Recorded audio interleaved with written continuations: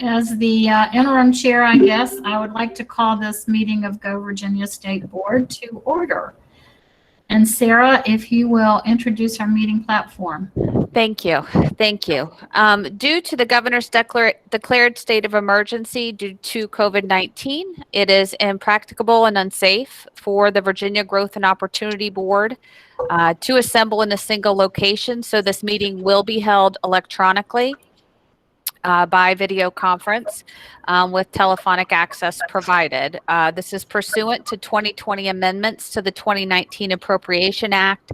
The purpose of this meeting is to discuss or transact the business statutorily required or necessary to continue the operations of the Go Virginia State Board and the discharge of its lawful purposes, duties, and responsibilities. The public is welcome to use the phone number provided to attend the meeting electronically or use this platform. The Go Virginia Board will make available a recording of this meeting, and we'll place it on our website in accordance with the timeframes established in sections 2.2-3707 and 2.2-3701.1 of the Code of Virginia. We are using Google Meet for our meeting today, which we hope you will find to be a pleasant platform for interacting remotely. Please note that there are icons on the bottom of your screen. If you're joining us with your laptop or desktop computer, there's one for muting your speakers that looks like a microphone. And when you come into our meeting, you will be muted just due to the size of the group with us today. And then one for turning off your camera, and that looks like a camera.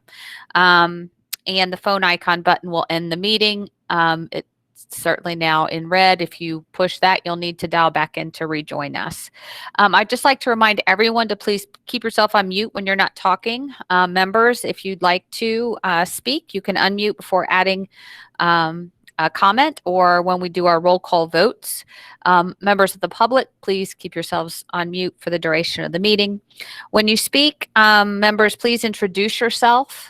If you have a question or comment, feel free to use the chat feature.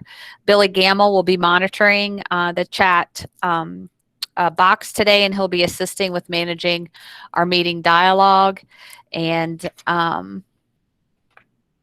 that is that's the extent of my comments about that today. Thank you very much. Thank you, Sarah. I'm hoping that one day before too long we can meet in but meanwhile we'll do this electronically. Andrea, could you please call the roll? Sure. So if you could please let me know if you're here. I'll start with you, Ms. Agee. I'm here. Delegate Bagby. Present. Thank you. Secretary Ball. Here. Senator Barker. Present. Ben Davenport. Here. Jim Dyke. Here. Speaker Fillercorn. Present. Haywood Freyland. Here. Leah Freemow. Here.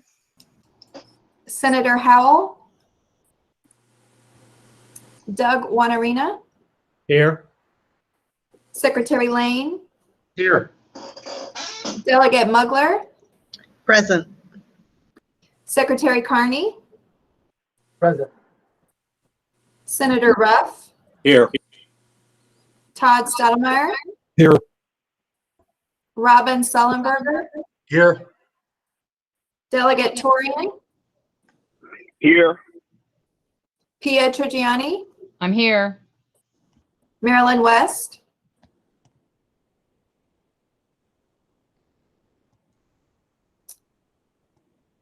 Marilyn West.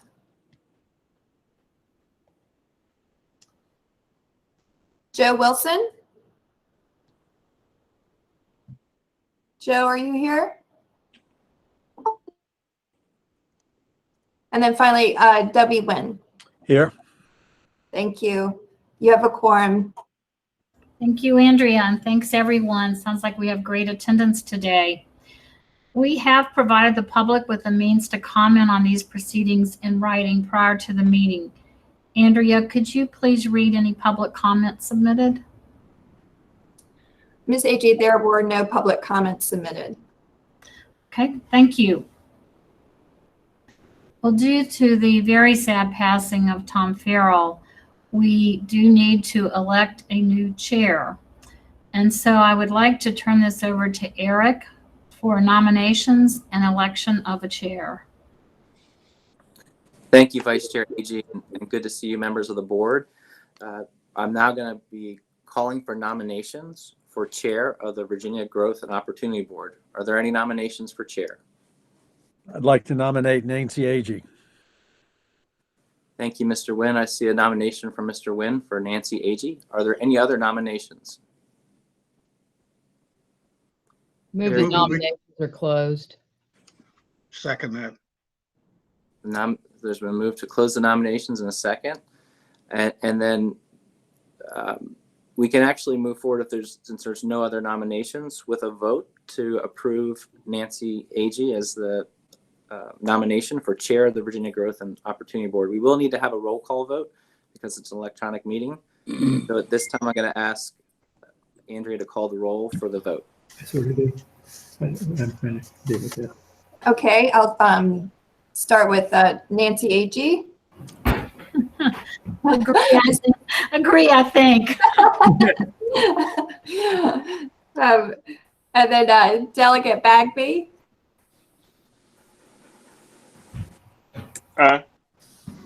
Aye. Thank you. Secretary Ball. Aye. Senator Barker. Aye. Ben Davenport. Aye. Jim Dyke. Aye. Speaker Fillercorn. Aye. Haywood Fralin. Aye. Leah Freemau. Aye. Senator Howell. Doug Wanarina. Aye. Secretary Lane. Aye. Delegate Mugler. Aye. Secretary Carney. Aye. Senator Rupp. Aye. Aye. Todd Stottlemyre. Aye. Robin Sullenberger. Aye. Delegate Torian. Aye. Pia Trigiani. Aye. Marilyn West. Aye. Thank you. Joe Wilson.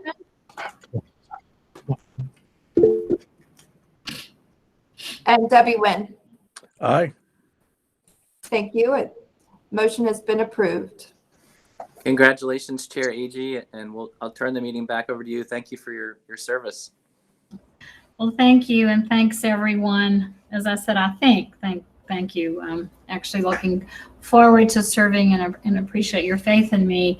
I do want to just remind everyone that if you're not speaking again, just please mute yourself. Also, in light of the passing of Tom Farrell, we have a proclamation prepared honoring his service to Go Virginia and to the Commonwealth. You will see it presented on the screen, and I'm going to read it. At a regular meeting of the Growth and Opportunity Board held virtually on Tuesday, June 15, 2021, at the hour of 1:00 p.m., the following resolution was unanimously adopted. Whereas Thomas F. Farrell II was appointed by Governor Terrace R. McAuliffe and confirmed by the 2016 Virginia General Assembly to serve on the Growth and Opportunity Board for a term of 2 years, and subsequently reappointed by Governor Ralph S. Northam in 2018 to serve a term of 4 years. And whereas he has served the board with distinction since August 9th, 2016, and whereas he was unanimously elected chair of the board on June 24th, 2024, serving in that capacity until his tragic passing on April 2nd, 2021. And whereas his vision for the future of the Commonwealth has been pivotal in the establishment and development of the Virginia Growth and Opportunity Fund, and whereas his unwavering determination to strengthen the Commonwealth's economy, coupled with his knowledge and experience in business collaboration, with regional economic development efforts have greatly contributed to the realization of this board's mission.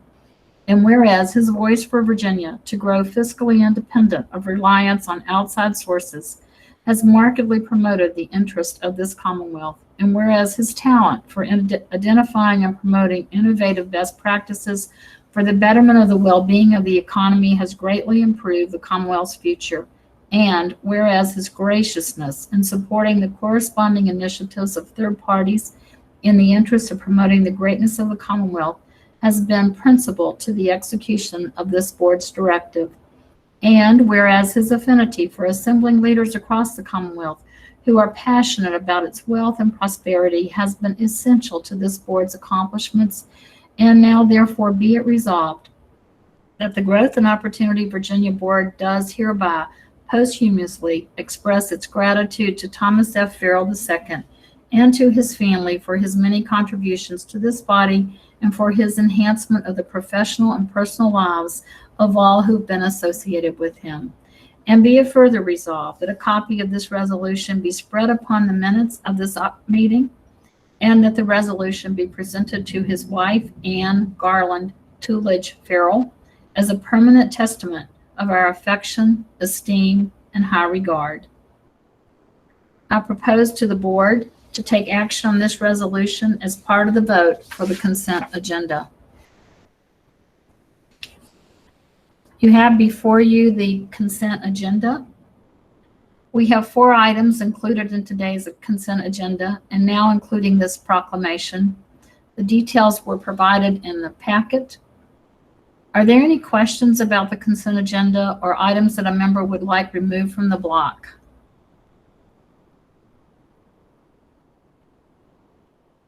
If not, is there a motion to, I'm sorry. Is there a motion to approve the remaining consent agenda items and a second to approve? So moved. Second. Andrea will read the roll call for a full vote. And I'll start with you, Nancy Agee. Approve? Delegate Bagby. Approved. Secretary Ball. Secretary Ball. Senator Barker. Aye.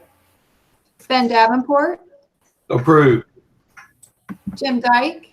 Approved. Speaker Fillercorn. Aye. Haywood Fralin. Aye. Leah Freemo. Aye. Senator Powell. Doug Wanarina. Approve. Secretary Lane. Aye. Delegate Mugler. Aye. Secretary Carney. Aye. Senator Ruff. Aye. Todd Stottlemyre. Aye. Robin Sullenberger. Aye. Delegate Torian. Aye. Pio Trigiani. Aye. Marilyn West. Aye. Joe Wilson. And Debbie Wynn. Aye. This motion has been approved.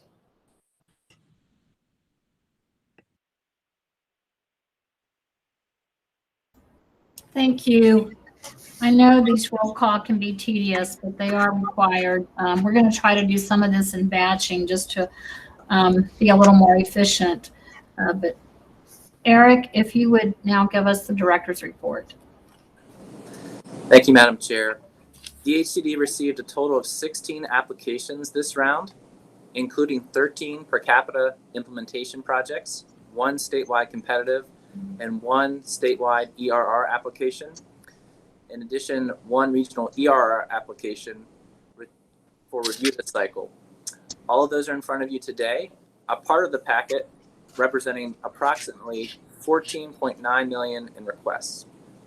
Please note that included in the packet are 3 projects for which staff, based on work group feedback, are recommending to defer for further work or refinement by the regions. There's also one project for which staff is also recommending not to approve. When Sarah reviews each project, she'll make a note of these recommendations for each. I really want to thank all those that participated in the May workgroup reviews of these applications. Board members Nancy Agee, Ben Davenport, Jim Dyke, Haywood Fralin, Leah Freemow, Todd Stoudemire, Robin Sullenberger, Pia Trigiani, Marilyn West, Joe Wilson, and Debbie Wynn. We also rely on our subject matter experts who provide expertise in the various funding categories for Go Virginia. We had Dr. Julie Brown with the Director of Advanced Learning at IALR, Keith Kennedy from Hampton Roads Plan District Commission, Nancy Dearden from ODU Center for Entrepreneurship, John Loftus with VDP, Chris McNamara with VDP, Debbie Melvin from the Talent Solutions side at VDP, Mary Miller, the RAMP Director from the Roanoke-Blacksburg Technology Council, Annette Patterson, Executive Director of the Advancement Foundation, Dr. Patrice Perry Rivers, Director for the Center for Entrepreneurship at Virginia State University, Cass Rasnick, Deputy Secretary of Commerce and Trade, Randy Stamper with the Community College System, and Nathan Sable with Gen Edge. So I'm going to ask Sarah to review the details of each project. As the chair mentioned, we'd like to vote on each application type as a block, but after the presentation of each application type, the chair will call for that vote.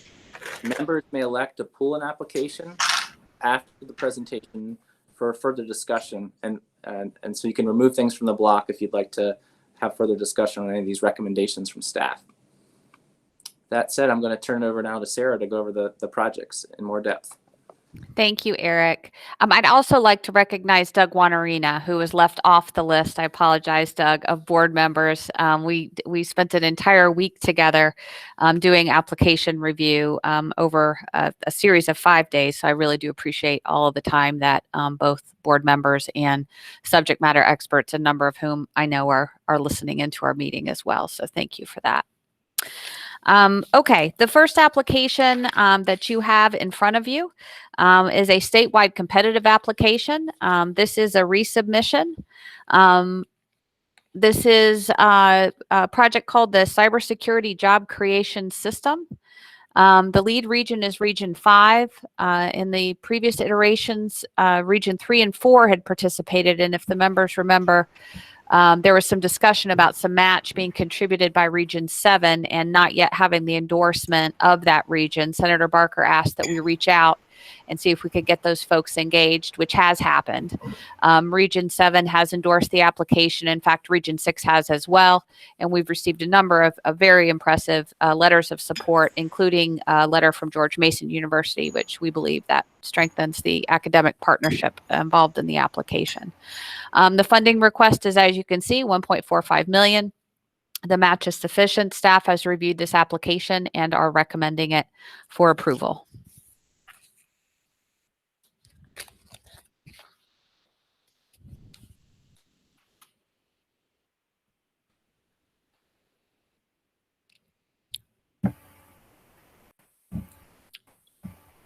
Oops, I can't hear you, Nancy.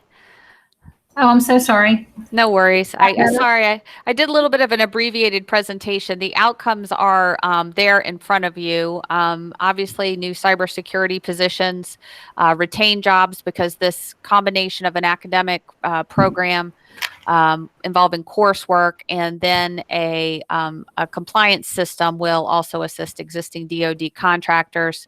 The applicant indicates there'll be up to 169 credentials awarded over 3 years. ODU is actually the applicant in this case. Thank you. We've talked a lot about cybersecurity over the past few years, and as an industry that is being attacked regularly these days, multi-million-dollar ransom attacks. I assure you, I'm very much in favor of this statewide competitive project. May I get a motion to accept the staff and work group recommendations? Madam Chair, this is Senator Barker, and I will move approval of this one. And I'll second it, Jim Dyke. Thank you, Senator, and thank you, Jim. And Madam Chair, just to fill out a little bit, Yes, sir. I'm very pleased with the progress being made in terms of integration across the different regions on this application, and particularly the combining of George Mason University with ODU. Those two universities at the highest levels have been cooperating and working together on it. That's a number of things. I think this will just build on that and cement the types of relationships that we need, and we'll have both of them pulling in the same direction. Thank you. Andrea, we have a motion and a second, so now we need approval, and that takes a roll call. Will you please call the roll? Sure. I'll start with you, Ms. Agee. Aye. Delegate Bagby. Delegate Bagby. Aye. Thank you. Secretary Ball. Secretary Ball. Okay. Senator Barker. Aye. Thank you. Ben Davenport. Aye. Jim Dyke. Aye. Speaker Fillercorn. Aye. Haywood Fralin. Aye. Leah Freemouth. Aye. Senator Howell. Doug Wanarina. Aye. Secretary Lane. Aye. Delegate Mugler. Aye. Secretary Carney. Aye. Senator Ruff. Aye. Thank you. Todd Stottlemyre. Aye. Robin Sullenberger. Aye. Delegate Torian. Aye. Pia Trigiani. Aye. Marilyn West. Aye. Joe Wilson. And Debbie Nguyen. Aye. Madam Chair, this motion has been approved. Thank you. Sarah, can we turn to the per capita implementation projects? Absolutely. Thank you, Madam Chair. We received 13 per capita implementation project applications in total. They represented a little over $12 million and brought with them a little over $7 million in matching funds, including $2.4 million provided by localities. We're first going to talk about the workforce development investment strategy. The first application in the front of you is from Region 5. This project involves the Hampton Roads Workforce Council. They're requesting $500,000 to provide a variety of career development and cultural engagement activities to students enrolled in higher education in the region. The program will work to promote the region as a career destination and to connect college students and recent graduates to the Hampton Roads business community. There are a number of participating localities, including the cities of Chesapeake, Hampton, Newport News, Norfolk, and Portsmouth.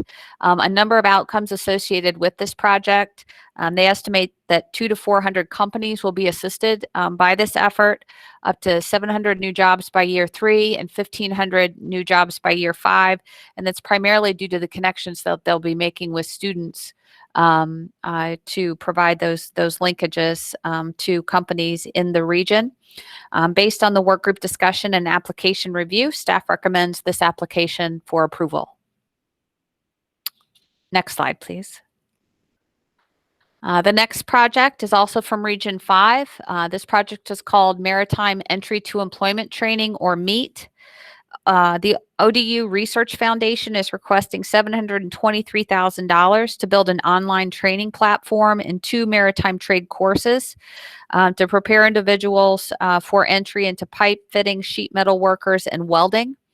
MEET will extend and expand the workforce development begun through the previously funded Go Virginia project called COVA MAP. And COVA MAP was designed to create online courses in 2 other occupational areas outside machinists and deck electricians.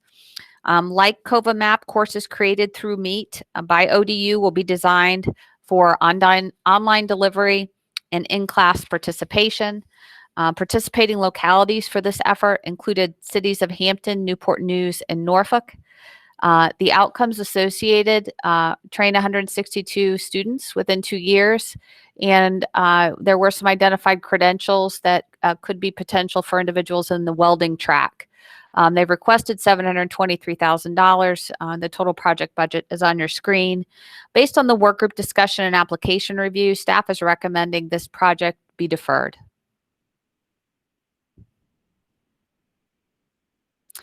The next project comes to us from Region 7. This is also a resubmission. Northern Virginia Community College Dual Enrollment Expansion Program for Information and Engineering Technology. We affectionately refer to this one as NOVA DEEP IET. The funding request is $1.1 million. Northern Virginia Community College Information and Engineering Technology Department is requesting $1.1 million to develop a regional workforce capacity in IET, or Information Technology and Engineering Technology. This approach includes two primary tracks. One is enhanced programming for students that is designed to increase enrollment and completion. It includes block scheduling, summer bridge programs, and internships. And the second element is a credentialing program to prepare regional high school teachers to teach credit-bearing dual enrollment courses in IET. And also as an element is some engagement with the veteran population to better connect those individuals to Nova's Community College. Participating localities in this project included Alexandria City Public Schools, Prince William Public Schools, Prince William County, Loudoun, Alexander Arlington Regional Workforce Council, the Northern Virginia EDA Alliance on behalf of its members, and the Virginia CareerWorks Northern Region on behalf of its membership localities. The outcomes are shown there. We are expecting that this initiative is going to create more individuals who are engaged, ready to complete, and have completed IET programs, and also increase the number of dual enrollment course offerings available to students, which is critical to the talent pipeline in Northern Virginia. Based on the work group discussion, staff recommends this project for approval with a phased approach. Funds for the dual enrollment teacher credentialing component would be released after a baseline assessment and strategy are completed to make sure that the appropriate capacity is built, and that assessment and strategy are reviewed by the regional council. So that's our recommendation on that project. And Sarah, just a question there. As I recall, if we do that, we approve all the money, pay it out in a phased approach. Exactly. Yep. We would recommend that you approve it for the full amount, and DHCD will administratively review the milestones in the project and release that tranche of funds specific to the dual enrollment credentialing. Thank you. The next project is the Deering Ford Industrial Park. This comes to us from Region 2. So we're shifting gears. We're into sites and infrastructure now. Region 2, Deering Ford Industrial Park. The Lynchburg Regional Business Alliance is requesting $506,000 to extend natural gas to serve 50 acres in Deering Ford Industrial Park to increase the site's marketability. Deering Ford was part of a previously funded Go Virginia due diligence project that advanced 21.8 acres of the park's phase 1 from a tier 3 to a tier 5 along the Virginia Business Ready Sites Program tiering framework. In partnership with Campbell County, the town of Hurt, and Columbia Gas, the town of Alta Vista is seeking to extend a gas main line 7,000 feet to serve the entire 140-acre park. This effort will also open up another 28.1 acres of publicly owned land, part of the Deering Ford Phase 2, and a newly acquired 90-acre adjacent site. Columbia Gas will operate and maintain the gas line, and they've made a commitment when a company chooses the park, they will install the recommended 6-inch gas line from the main line to the industrial park. Participating localities include Campbell County and the town of Alta Vista. There are outcomes associated with enhanced infrastructure. Based on the work group discussion, application review, staff recommends this project for approval. This approval will expire in 12 months if the gas provider does not participate. So that is our recommendation. Region 3 has also brought forward a sites application. This is called Strengthening Southern Virginia's Economy by Expanding the Inventory of Shovel-Ready Sites. We've included some page number references if you're following along on your board packet. The Southern Virginia Regional Alliance is requesting $1.5 million to develop a site development program that will parallel VEDP's site characterization program. This proposal seeks funding to elevate 11 of 33 publicly owned sites on the Virginia Business Ready Sites tier system to be more shovel ready. Participating localities include the city of Danville, Halifax County Industrial Development Authority, and the counties of Pittsylvania and Patrick. In terms of outcomes, this would advance 6 sites from tier 2 to tier 4, move 4 sites from a tier 2 to tier 3, and complete site characterization work on 1 site. Based on the work group discussion and application review, staff recommends deferral to allow for additional site prioritization and a refinement of budgets. Next slide. Region 4, this is a resubmission. Virginia's Gateway region is requesting $1.6 million to elevate 15 sites, totaling 1,652 acres in Region 4, all up to a Tier 4 on the VEDP site characterization scale by completing all of the due diligence work associated with the sites. This is an updated application. It includes improved site prioritization and more demonstrated evidence of stronger regional collaboration. There are a number of participating localities, including the counties of Chesterfield, Dinwiddie, Greensville, and Prince George.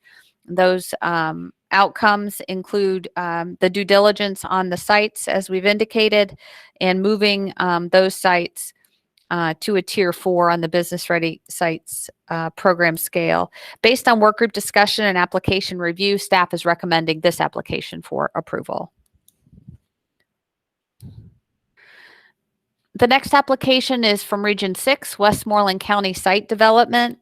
They are requesting $224,630 and partnering with the town of Montrose to develop a parcel into a flexible office space for either small scale industrial or office use. There is an existing building on the site. Participating localities, as I've indicated, are the counties of Westmoreland and Richmond and the town of Montrose. In terms of outcomes, they are proposing to redevelop an existing building into a speculative office building with either a light industrial or an office user. Based on the work group discussion and application review, staff is not recommending this project for approval. Currently, the Go Virginia policy on sites does not allow for development costs associated with speculative buildings. Next slide. The next application is from Region 9, Accelerating Regionally Significant Sites. The Central Virginia Partnership for Economic Development is requesting $816,333 to have Tier 4 sites ready to accommodate larger land users for the region's targeted industries. The partnership worked with the 9 county administrators and city managers and local economic developers to identify regionally significant sites based in part on the data from VEDP's Site Characterization Initiative. This project essentially serves the entire region by increasing site readiness for fast time to delivery of prospects, with the goal of increasing the business tax base and creating new higher paying jobs. The outcomes, complete the water sewer engineering report for 2 sites in the region, move 1 site, a large site, 700 acres to Tier 4, and improve the marketability of a site totaling 266 acres, which will ultimately benefit 4 properties. Staff recommends this project for approval in the amount of $786,333. There is a line item in the budget, $40,000, which is not an allowable Go Virginia cost. Sarah, this is Debbie. Can I add something here on sites for a minute? Please, please.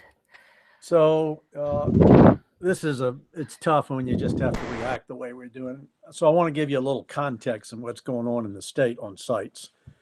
So Chris Lloyd, Go Virginia Foundation, VEDP with Stephen Ray have been having a lot of conversations in recent months. In many of the money committees, and I think at the special session, this will come up with some of the secretaries, Virginia has not been competitive with any southeastern state for at least a decade, and really more like 2 decades. As a result, we have no automotive and aerospace manufacturing. We're the only southeast state that does not have it. Recently, in the last 2 years, we've missed 3 other major sites because we do not have Tier 4. I think everybody knows what that means. Shovel-ready sites within 18 months that can accommodate the large sites that they want. We are in an extraordinary disadvantage. So, and there is data on that I think we should at some point, Sarah, share with this group. When we come back together, Stephen's done a great job in pulling lots of data, comparative data with other states that people should see. Normally, talent's number one, and it is, of course, and we have a very high profile when it comes to our education system and talent compared to the rest. But when it comes to sites, we are dead last in the Southeast. And so there is a proposal, and the reason why it's pretty exciting to see all the various activity going on between Go Virginia and VEDP, because we are in fact joined at the hip on trying to do these things the right way. To get 5 mega sites ready, and they are the most prominently competitive ones that Stephen has been able to identify, would cost $100 million. One-time only money. To take the next tier, and some of them are in here, although these are not necessarily the highest priority next tiers, would take about another $50 million. Whether or not the General Assembly wants to do exactly that or not, I can't tell you, but of course we have an awful lot of money coming into the state, and to be able to invest like this and create long-term streams of cash flow for the state that can fund any other priority we want, I would assume would be a pretty high priority. So while it's not obvious from these applications, Go Virginia is right in the middle of all of this activity that's going on. And on another occasion, we really need to unpack that for everybody so they can see it, better understand it, and really sort of, I think, create some excitement about some of these great things that are coming out of the region. So I'm sorry to interrupt you, but we're so mechanical today, and it's the way we have to be. I just thought it might be worthwhile to give a little context to that. Sarah, this is Robin Sullenberger. May I echo Dubby's comments there and also add that the regional economic development organizations have done a phenomenal job of identifying the sites with the highest potential, and also with sort of putting a coalition together in their regions, often which is often difficult because even jurisdictions that don't have any real skin in the game have to come forward and participate and understand the value.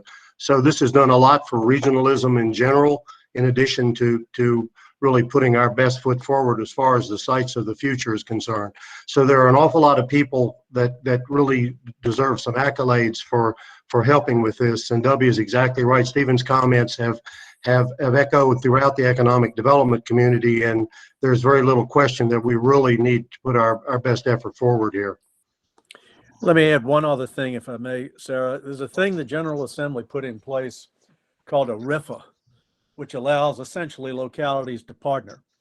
And so under a RIFA, localities can come together, take any localities, and invest in a site. They then get to reap the benefits from that in relation to the percentage they invested. That's exactly what we've been trying to do with Go Virginia, of course, is to get more collaboration and to have those kind of benefits. And just to remind everybody, there's always been a disconnect. The state makes its money off of job creation. Localities make their money off of property taxes. So to be able, and under our legislation, there is the ability for localities to participate in taxes from jobs if they come together and do these things. So we've got something here that we ought to more fully explore and have everybody understand and add value to. But we're in an interesting spot at the moment, and it looks like it's going to progress in a significant way. Amen. Madam Chair, this is Aubrey. I just would report to the group that Secretary Ball and I have been working with VEDP on a request through the ARPA funds for site development, a substantial request. The governor is in favor of that. We have to work with, I know Delegate Torgan's the chairman of the House Appropriations on the call, and Senator Howell, I haven't heard, but we'll be working with them. But that is something that is being considered. Just wanted the members to know. Thank you. That's terrific, Aubrey. Thanks so much. And Debbie and Robin, thanks for your comments. And just so you know, Stephen and I have been talking about how to put some information before both the VEDP board and our board. You know, I think there's real opportunity for us to share information, potentially collaborate closer together. So more of that to come. Sarah, if you want to proceed. Thank you. And I would just like to remind the board members, when the sites policy was developed, and subsequently we've developed and released some what we call administrative guidance to really help implement the board's policy. But, you know, we work very closely with VEDP on understanding their, not just their site characterization initiative, but to make sure that we are working in lockstep. We lean heavily on them for their technical expertise around sites, their desirability, the marketability. I would like to also echo what Robin said. I think Go Virginia has really created a motivation or incentive, if you will, for talking about a regional portfolio of sites, which has really not been a conversation I think that local economic developers have had previously. A lot of these multi-site applications, and I don't know that I even anticipated to see so many multi-site applications, have required a couple of rounds of prioritization and sometimes really difficult conversations. So I would like to just recognize our local and regional economic development partners and all of the inputs that have been a part of that discussion. I think have been really positive, encouraging. Go Virginia has been the impetus for a number of new RIFAs. The Region 3 sites application has at least 2 involved in one or more parcel. We've helped to seed a new RIFA up in the Fredericksburg area in the northern part of Region 6, in the Hampton Roads area. So this whole idea of not just cost sharing, but revenue and resource sharing, and moving out of a posture of kind of competition within a region, I think has really been a nice legacy and a hallmark of what the Go Virginia program has created. So thank you for that. Okay, so I think that brings us to the end of our sites projects. The next project is in the entrepreneurial ecosystem space, and it's actually the implementation of a regional entrepreneurship investment strategy, which was recently created by UVA Wise. UVA Wise has been designated as the regional coordinator for ecosystem activities. They're requesting $290,000 to essentially transform more of Southwest Virginia's population into entrepreneurs by 2027 and ensure that they have access to a robust ecosystem, including support for potential scale-up businesses.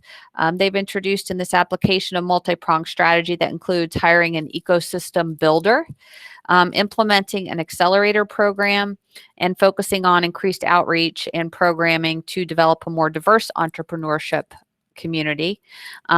This application came with a number of outcomes: the number of participants in their accelerator program, the number of programs provided to entrepreneurs. But the end result is that 30 businesses will be created, 15 businesses will be supported through expansion, and 98 jobs created. Based on the work group discussion and application review, staff recommends this project for approval. The next application is from Region 4, the Virginia State University Minority Small Business Launch Center. They have requested $453,000 to develop the launch center that will provide a comprehensive suite of services for minority founders and early stage businesses. The project's goal is to increase the number of scalable minority enterprises that contribute in Region 4's prioritized or related industries.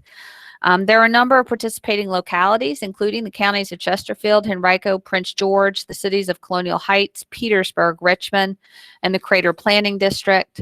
In terms of outcomes, 90 jobs created, 300 entrepreneurs trained, 100 credentials awarded, 40 new businesses created, and 40 businesses expanded.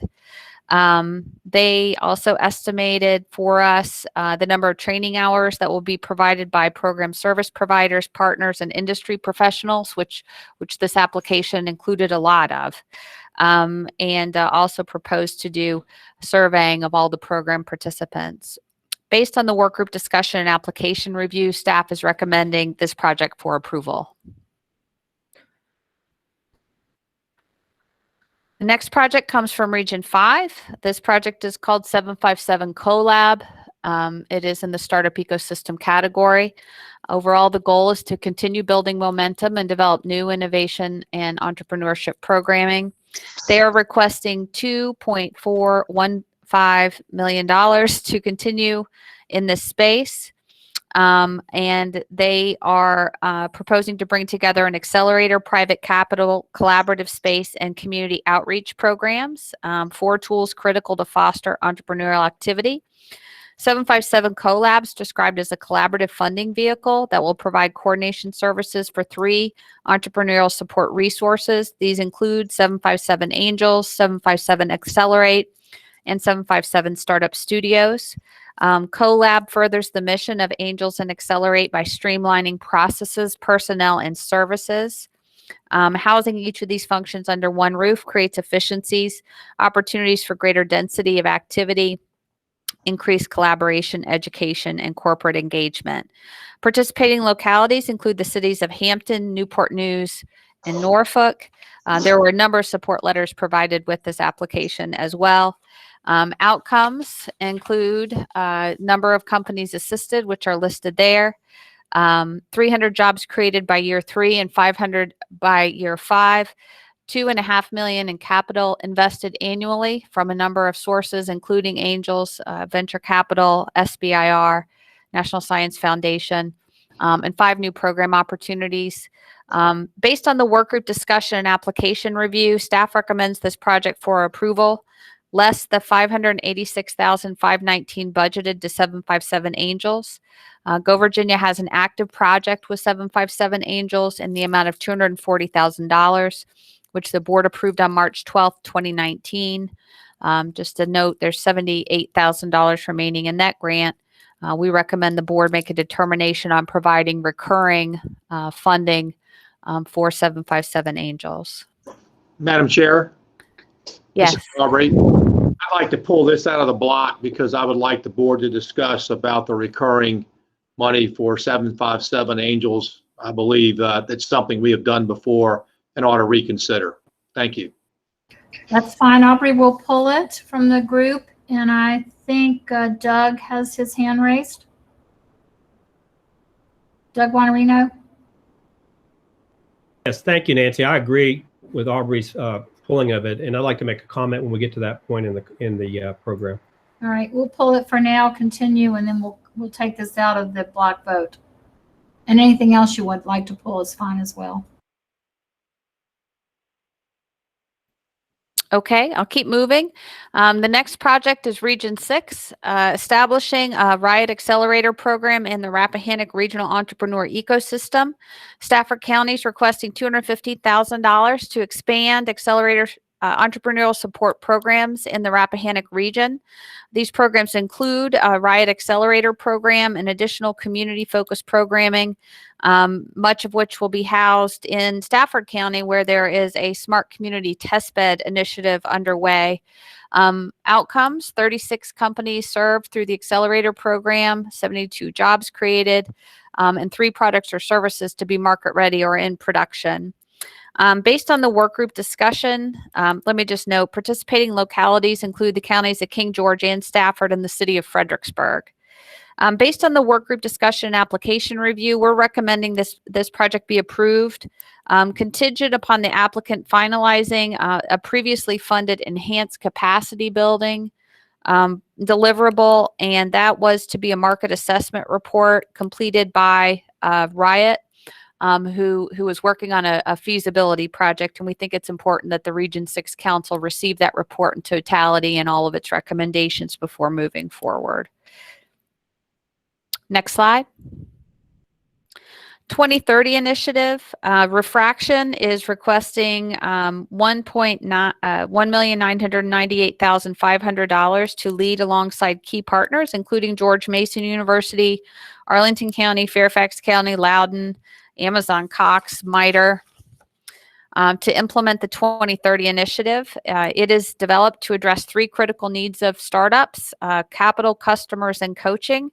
The main elements described in the application include an Accelerate pitch competition, startup showcase, a reverse pitch event, which would be a talent recruitment event, additional staff in the form of a tech team, the development of the 2030 Evergreen Fund, which has been described as seed stage funding, and the execution of a Founders Festival. Participating localities include the counties of Arlington, Fairfax, Loudoun, Prince William, and the city of Fairfax. The outcomes are listed here. Based on the work group discussion and application review, staff is recommending this application be deferred.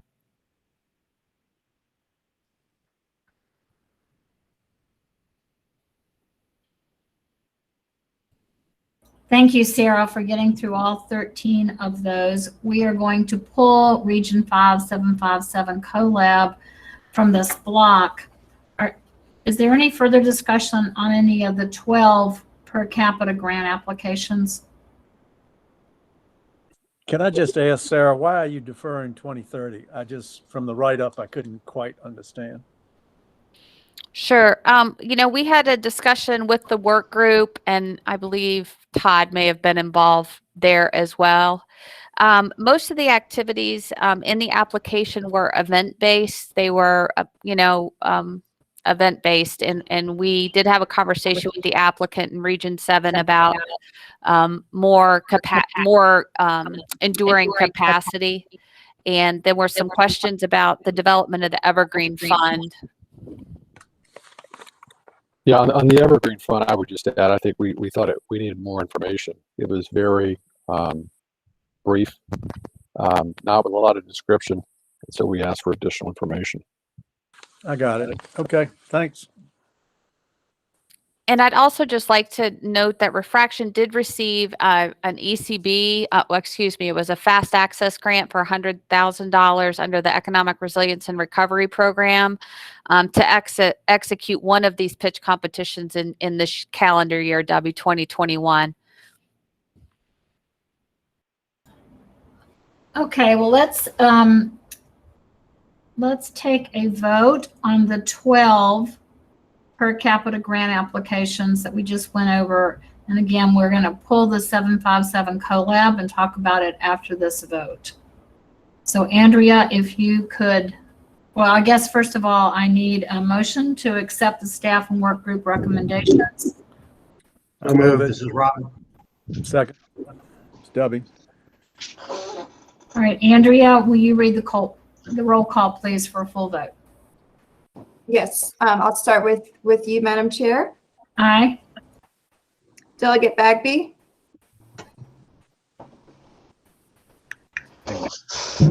Delegate Bagby. Try one more time. Okay. Secretary Ball. Aye. Thank you. Senator Barker. Aye. Ben Davenport. Aye. Jim Dyke. Aye. Speaker Fillercorn. Aye. Haywood Fralin. Aye. Leah Freemow. Aye.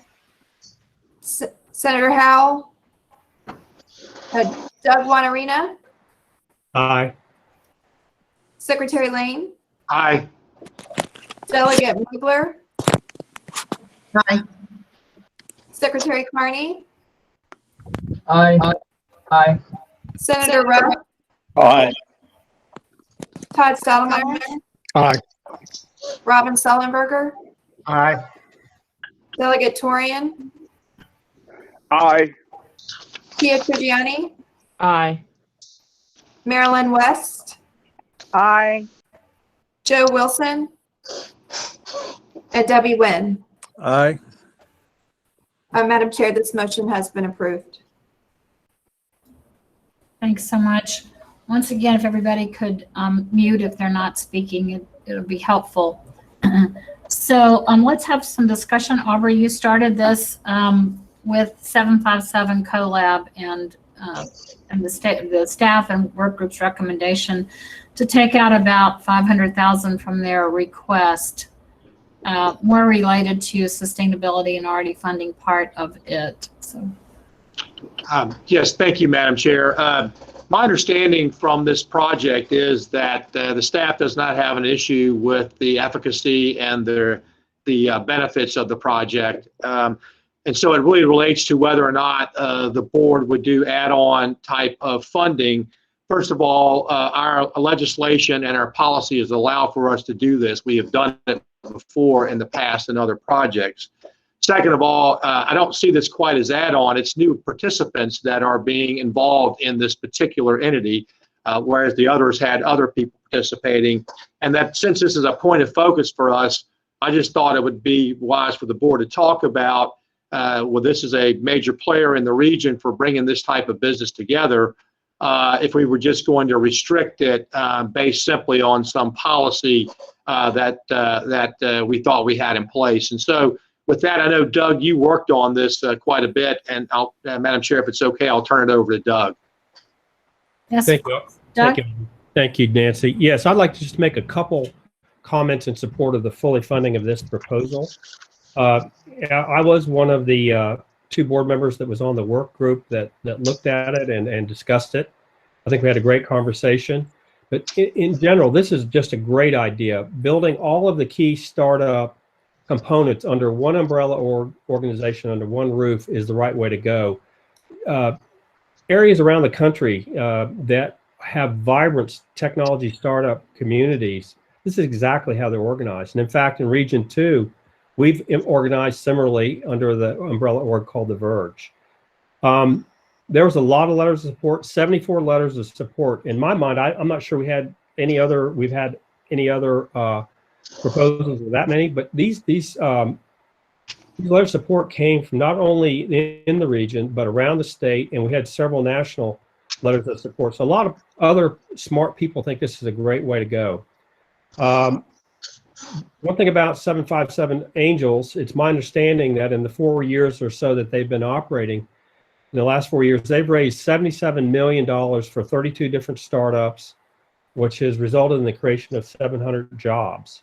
And I would also just remind the board that we, I think 3 years ago, funded a study by Teconomy Partners. And one of the things that study did was look at the reason why so many early stage startups are leaving the state of Virginia for other areas that have vibrant technology ecosystems, such as that are being proposed by this proposal.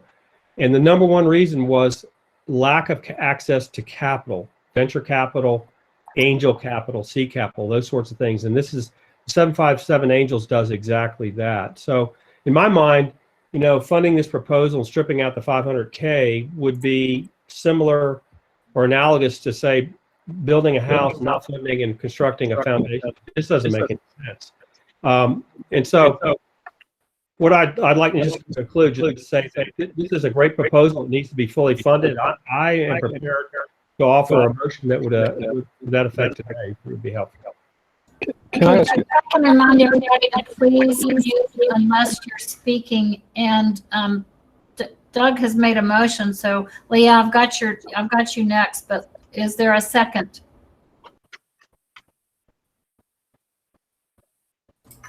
Ben Davenport, I'll second. Yes, I'm sorry I was late. Yes. Thank you, Ben. Leah, you have. Yeah, just one question, Madam Chair. Thank you. And maybe this is for the DHCD staff. Are there any concerns or things that with our initial investment, the $240K grant that they have already, are they meeting those deliverables and are in compliance with those expectations at this point? Yes, they are. Thank you. Can I ask a question, Nancy? Todd, yes. Sarah, was this the one where the question was not related to the merits of what they were doing? The question was related more to the derived management fees from the investments that they make and presumably some type of piece of return for realizations. And the question was, how long do you fund the operations? Was this the same one we talked about, or was this a different one? I'm just trying to remember. We had a number of conversations. And the question is, how long do you fund operations for a fund when they're deriving management fees and you have more maturity around their investments and presumably some realizations with associated economics with that? Yes, sir. Yes, sir. That was the discussion. So I don't think there was any question of the merits. It was more a policy question for Go Virginia, since we're involved in a number of different funds, about when do you, to Doug's point, early on makes a lot of sense, but at what point do you not provide resources related to the ongoing operations of the fund if presumably there are realizations that are taking place that return capital, and presumably some piece of that along with the subscription, I think, fees they pay annually. I think that was the question we were discussing.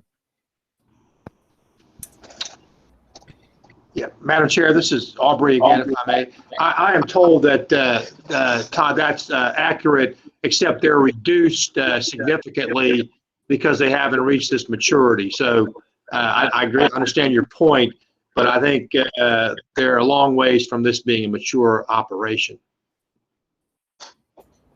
Doug, you have your hand raised. Yes, thank you, Madam Chair. It's my understanding that the 75 Angels Fund is not a management fee-based fund. That's my understanding of the construct of it. And, you know, maybe we have Monique Adams can come on the phone, or she could clarify, but I don't think they take management fees. This is Dubby. I mean, I can clarify that for you. It's a not-for-profit. They don't take management fees. But they take a subscription fee, I believe, correct? Per angel, if I recall, Sarah? It's described, I think, as a membership fee. A membership fee on the website, that I don't have specifics of that. Yeah. I'm a member. I can tell you what it is. It's the funding for 757 Angels is made up of a lot of us in the community that contribute money to keep it going so that it can actually review and bring forward opportunities for investments. The other thing that you should probably know about this is that I can't remember the exact number, but this angel group is one of the top 10 performers in angels in the last several years in the country. So the results are pretty extraordinary. But we do want to have appropriate policies going forward.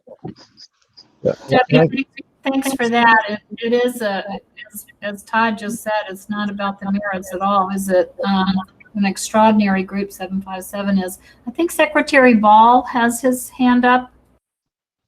Yes, ma'am, I did. I've gotten some inquiries on this, and I'm inclined to support Doug's motion, but I did want to say, and it really relates to what Todd said earlier, that this is a policy issue for this board, whether it calls a question on this today or at another meeting. And there have been some suggestions that somehow Go Virginia didn't do what it was supposed to do at the staff level, which I categorically reject. I think they're wonderfully thorough in every project they evaluate, and they can only go in the direction that as to which the board sets parameters, and they've done as they have on all their projects that I've worked with them on, a splendid job here. So if there's a need for us to pivot on our policy or have a further discussion, that's fine. But I wanted to make that really clear as we have this conversation. Thank you, Secretary Ball. I certainly couldn't agree more. I think Leah put her name up, her hand up. No, pull your name down. Todd, did you have something else? Yeah, to say? I was just going to second what Brian said, and really just to shout out Sarah, because she was very supportive of this. She was just asking, I think, an appropriate policy question for the board, which is, as we get going, to Secretary Ball's point, at what point do we reach some level of maturity and we no longer provide sustainability funding? There's some self-sustainment or not. So I think that's a fair question for an appropriate time, as both Secretaries Lane and Ball have said. But I want to thank Sarah for raising the issue, because I think it was an appropriate issue to raise. Is there any other discussion? Well, again, this is Debbie, and I may be conflicted because I am a member of this thing. I've been contributing to it for a long time, and it's in my region. But I'll have to tell you, and we started with nothing down here in startups about 4 or 5 years ago, and with the help of these groups, it's evolved to what you're hearing Doug and others talk about. I guess, and I'm asking this question, seems to me the funding is worthy. And then what we ought to do is have a group of us that know something about these things, consider what we ought to do with the policy going forward. I agree with that. I think it's a good idea. And maybe this is a good time for me to just comment that Sarah and I have been talking about an in-person meeting at our, but not till December, but to use that time to have an extended meeting, possibly bringing in our VEDP colleagues and talk about our own policies, talk about some of the economic development opportunities across the state, and also have some time to socialize. So I'm just foreshadowing that I think there are several policy discussions that we need to have together. You know, we just decided not to do something in one of our rural communities in terms of a building that is an existing building. I mean, you know, we may need some flexibility in our policies or some review of those policies. So that's going to foreshadow that. Are we ready for a vote on this one? So we have a motion before us to, Doug, as I understand your motion, it is to approve the full amount. That is correct, Nancy. And we have a second. This is Delegate Bagby. Just wanted to ask the question: has staff's recommendation remains the same, correct? Yes, I believe it does. Unless Sarah, I think that question is for you. Did this change your mind? Delegate, our recommendation was really based on precedent and some of the early Go Virginia State Board recommendations. We are tasked as staff to review applications for sustainability. And I believe Go Virginia has been really kind of postured as catalyst funds. There have been ongoing conversations, particularly in the startup ecosystem space, about the need to provide some ongoing funding. I think our recommendation would change, has changed if the board supports providing ongoing funding. We have no problem with the activity and their performance on previous grants. And I just add, this is Eric, that I think this is a really healthy conversation, helpful for us to get the guidance from the board and have that further conversation in December. So completely concur with what Sarah just said. Okay, I'm going to call the question. Andrea, would you please do roll call? I'll start with you, Madam Chair. Great. I approve. Okay. From with your last name beginning with A. Delegate Bagby? No. No. Okay. Secretary Ball? Aye. Aye. Senator Barker?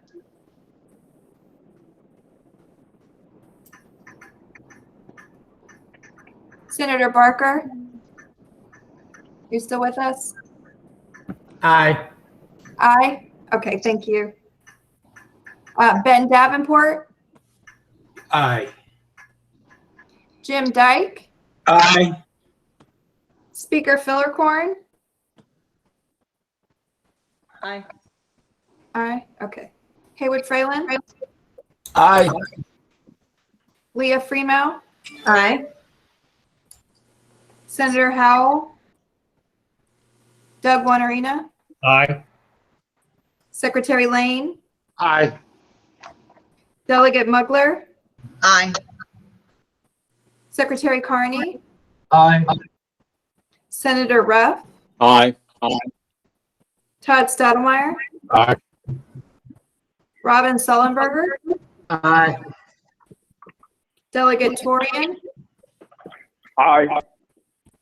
Pia Trigiani? Aye. Marilyn West? Aye. Joe Wilson? And Debbie Nguyen. Aye. This motion has been approved. Thank you, Andrea, and thanks to the staff and the work group also. You know, I think it takes a lot of courage and curiosity to ask hard questions and to move forward. And this is a very healthy conversation that we've had, and we'll continue to have this and look harder at our policies as we go forward.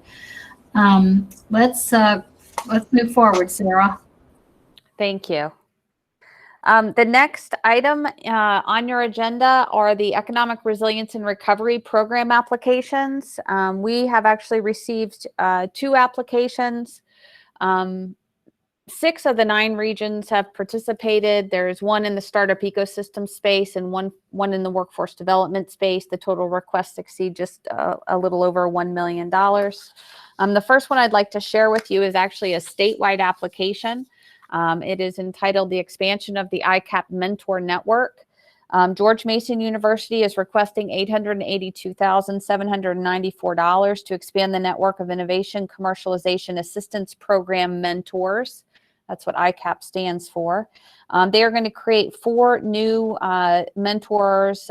These are going to be anchored in Northern Virginia, Region 7, Central Virginia, Region 4, Coastal Virginia, Region 6, and Southwest Virginia, Region 2.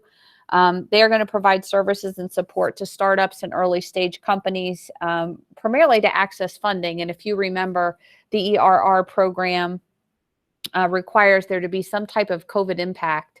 And this applicant spoke of the shortage or the challenges of companies accessing capital. So they're going to be preparing folks for that. And then I think to Mr. Stadlemeyer's point, hopefully creating some better business ideas for the funding that is available out there in the marketplace. We have Region 7 leading the charge, Regions 2, 4, 5, 6. Also participating, City of Alexandria Economic Development Partnership, the City of Fairfax, Loudoun County, Prince William County. And just to note, Region 5 is a partnering region. It was not included in the initial board packet. The letter was received later than the application. Outcomes are very strong, 180 companies assisted, 5 business starts. The area where we asked for some more outcomes was in the capital impact.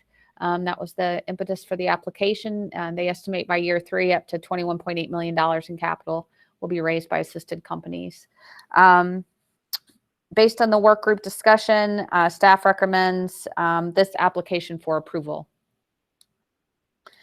The second ERR application is from Region 9. This is coming for their regional ERR allocation, not the statewide fund. Virginia CareerWorks Piedmont is requesting $148,000 to expand services and continue the success of a project which was previously funded called Project Reconnect. And they are going to do that by providing face-to-face support opportunities for folks who are unemployed in the region who do not have access to one of their career centers. Participating localities include the counties of Fluvanna, Greene, Louisa, Madison, and Nelson. They estimate that over the life of the grant, they're going to serve up to 15 businesses in underserved counties and increase the number of underserved or unserved job seekers in the region to the numbers described above. Based on the work group discussion, application review, we're recommending this application for approval.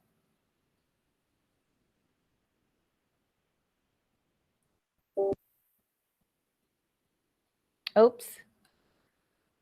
You're going to have to get your quarter out, Nancy. That jar is going to be full. You know, I've only done this about 700 times. May I have a motion to accept the staff and work group recommendations and approve these 2 applications? So moved. Leah? Is there a second? Second. Thank you. We will have a quick roll call. Andrea? Okay. Nancy Agee, start with you. Aye. Aye. Delegate Bagby?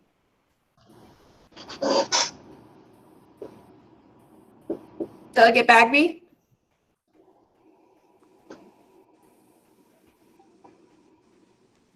Secretary Ball?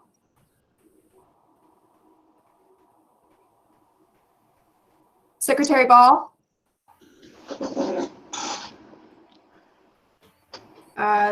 Senator Barker, we'll move on. Aye. Thanks. Ben Davenport, Aye. Jim Dyke,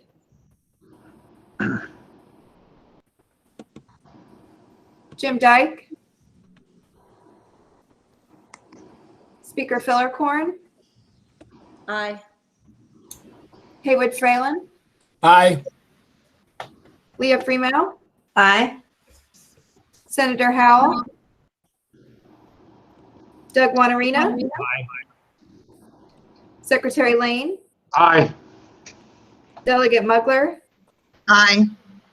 Secretary Carney, Aye. Senator Ruff, Aye. Todd Stoudemire, Aye. Robin Sullenberger, Aye. Delegate Torian, Aye. Pietrangeli, Aye. Marilyn West, Aye. Joe Wilson, and Debbie Nguyen. Aye. This motion. Madam Chair, this is Jim Dyke. I was having a problem with my microphone. Did you hear my aye vote? I didn't, but I'll make note of that. Okay, thank you. Thank you. So thank you, Andrea, and thanks. We've gotten through all of our applications. You know, if you wondered a long time ago now if Go Virginia was worthy, just look at the incredible work we've done today with nearly $14 million in approving really important projects to forward the economics of this great Commonwealth. I know we've had a long conversation already. It's almost 2:30, but Aubrey Lane was going to do a quick update for us on Virginia's fiscal health and future developments. And given the timeliness of this, I would like to ask Aubrey if he would go ahead, but perhaps in an abbreviated way, and discuss Virginia's health and future developments. But Aubrey, first of all, I want to say thank you for your public service to the Commonwealth and your incredible leadership to Commonwealth's future, as well as to Go Virginia. So Aubrey, I'll turn it over to you. Oh, thank you for those kind words, Madam Chair, and I will be brief. And so I do have a slideshow, but I'm going to go through it very, very quickly. First of all, let me start by saying, let's go to the next slide, please. But Virginia's revenues are in great shape as a result of three factors. One, our economy, a lot of the work that this group has done, VEDP, Secretary Ball and his team, and others all across the Commonwealth. The makeup of our economy has helped us weather the storm we've had for the last 15 months. Certainly, fiscal and federal monetary policy has been a significant stimulus to us.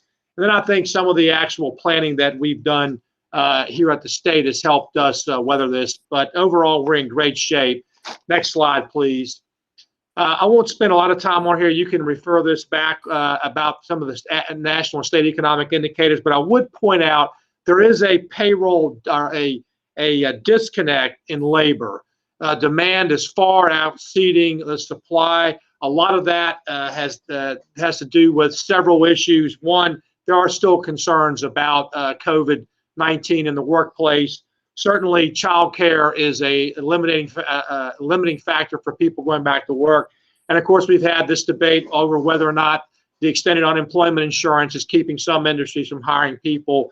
But I think there's the thing for us to keep in mind here is that there is a disconnect, and that may limit both in the nation and the state some of our progress going forward. Next slide, please. I made the comment that I think we have shifted away from the pandemic being our most significant issue to deal with now to, I think, inflation. And I know the Federal Reserve thinks this is temporary. I'm not so sure. And if you look at these top two bullets here, monetary and fiscal policy has been very stimulative, very loose, and it doesn't seem to be any change in the foreseeable future. Typically, when we have bouts of inflation, that impacts our economy two ways. First of all, the cost of goods, input, labor, all going up, which just gets passed on. And but more of a threat to us, it usually results in changes in monetary and fiscal policy out of Washington, particularly fiscal policy. If you remember the Great Recession, particularly if there is one party that controls all three branches, we got hit pretty hard with a cutback in defense. And so I think we need to be on the alert to see what the response to this, how quickly the Fed tightens its money supply, raises interest rates, and how fiscal policy, at least going forward. But I would suggest in the short term, it's pretty hot, and I think that's going to continue. Next page. I think this is really important to this group here. If you think about the pandemic and what's happened in the last 15 months and the significant stimulus funds that have gone through the nation, this is the impact that happened to Virginia. We have received almost $26 billion, over $26 billion in direct aid from the federal authorities, either to our state and local governments. Just so everybody understands, our annual general fund is about $24 billion. So we've received more in direct aid, and this is still being spent. The ARPA funds, the top one, none of those have actually been spent. So there's been a significant help to us, not so much in our revenues, they don't support our revenues, but in helping us impact the pandemic. But the bottom half is what is really what's amazing to me. Almost double that has gone directly to businesses or individuals through transfer payments, the PPP loan program across Virginia, and this is indicative across the country. So I said over $78 billion has come into this economy over the last 14 months. And that's really buoyed economic activity. I'm not taking anything away from all the efforts we have done, but certainly that has been stimulative as we've moved forward. Unfortunately, most of it's been borrowed. In fact, all of it's been borrowed at the national level. So that's where it gets me cause for inflation as we go forward. We'll see how the monetary policies are affected. Next slide. Now I'm going to go through these quickly, Nancy, and wrap this up. Just want to point out that our revenues are exceeding all expectations. 14 months ago, or almost 15 months ago, when the General Assembly approved their budget, if I would have stood in front of you and said, don't worry, guys, we're going to be $2 billion ahead of this budget, even with this pandemic coming, you'd have laughed me out of the room. But that's where we are. We are running $2 billion ahead of the pre-pandemic budget. If you look at our current, it's almost $2.5 billion ahead of our current forecast, and $3 billion, or $3.3 billion ahead of last year. So again, a lot of this has to do with the mix of our economy, and we had a lot of people that could work from home, and in that regard. But still, it is a significant showing. Virginia finds itself in a place where many states are not. And a lot of that has to do, I think, with those three factors I mentioned before. Next page, please. This is withholding collections, 62% of our economy. This is wage growth. We are trending significantly ahead of our forecast, 13% of the last month. A lot of this has to do with reopening the economy. But even with this, our significantly large employers and essential workers were actually added jobs during the economy. Now, if you were one of those industries, Main Street, you got hit hard, and we've got to continue to help.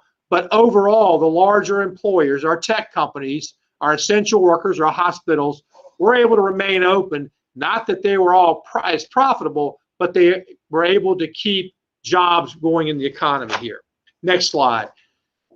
The largest increase, and this is our most volatile revenue source, is non-withholding. For all of you who know that is, it's settling up with us at the end of the year for your taxes. And many of this is driven by wealth generation. For the third year in a row, this exceeded $2 billion. A lot of that has to do with the stock market gains.